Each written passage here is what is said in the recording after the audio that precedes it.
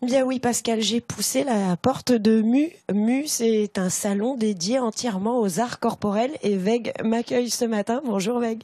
Bonjour. Alors Veg, je sais, le matin, normalement, l'établissement n'est pas ouvert. Vous avez accepté de nous ouvrir la porte. Qu'est-ce que c'est que les arts corporels? C'est pas un sport. C'est pas un sport. Les arts corporels, alors on aime bien en parler au pluriel, c'est autant de façons de se réapproprier son corps. On essaye de proposer une panoplie relativement diversifiée de façon d'habiter son enveloppe corporelle, si j'ose dire. Ça passe, dans notre cas en tout cas, par deux disciplines principales, le tatouage d'un côté, le piercing de l'autre, et puis la vente de bijoux, d'ornements corporels, qui permettent voilà, toute une série de compositions. Alors, on avait échangé sur le sujet. C'est vraiment un petit peu un domaine qui fait peur. Souvent, on a plein d'a priori. On n'ose pas pousser la porte de ces endroits souvent discrets. Ici, c'est plutôt l'inverse. Bah, je l'espère, en tout cas, c'est l'idée. C'est vrai qu'on a plaisir à accompagner des gens dans tout un tas de démarches qui sont les leurs.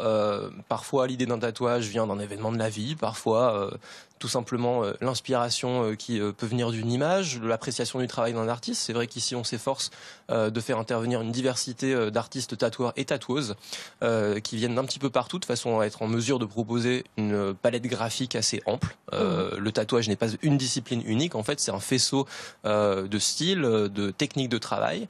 Un petit peu comme quand on rentre dans un musée, on a accès généralement à différentes collections, différents univers. Donc on s'efforce de proposer cette diversité aux personnes qui nous sollicitent pour réaliser un tatouage. Et semblablement sur les bijoux, on s'efforce également de proposer une gamme qualitative, mais qui permet de voilà, faire des compositions, parfois un petit peu artistiques, en tout cas on l'espère, de façon voilà, à vivre une expérience de redécoration de soi, de redécouverte de soi, de reconfiguration un petit peu singulière. Qui vient vous voir? Qui pousse la porte de chez Mu, sachant qu'on est accueilli par tout un staff, on vient boire un petit café.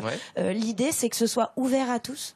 Ah bah bien sûr. Bon, d'une part, le tatouage et le piercing se sont redoutablement démocratisés, ce dont je suis extrêmement satisfait, bien entendu, parce que c'est des belles expériences.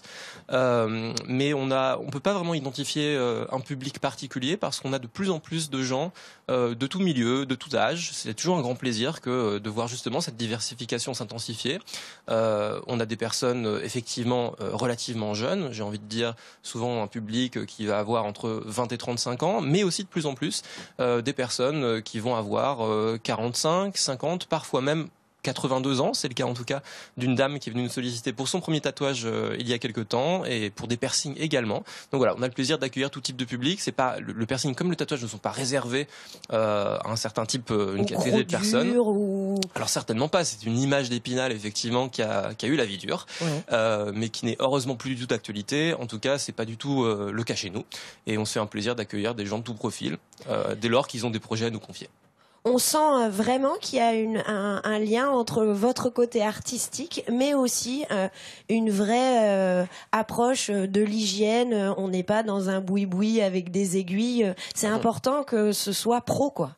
Ah bah, c'est super important, effectivement, c'est des pratiques qui sont des pratiques de plaisir, mais c'est aussi des pratiques qui sont pas anodines. Il y a un aspect artistique, un aspect créatif, mais il y a aussi un aspect technique et un aspect sanitaire. Ça va de soi.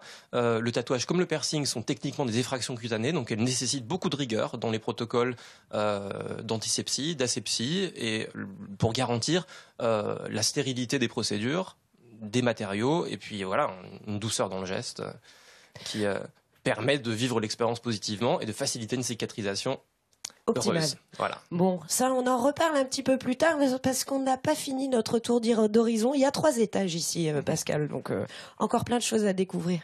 Dans ce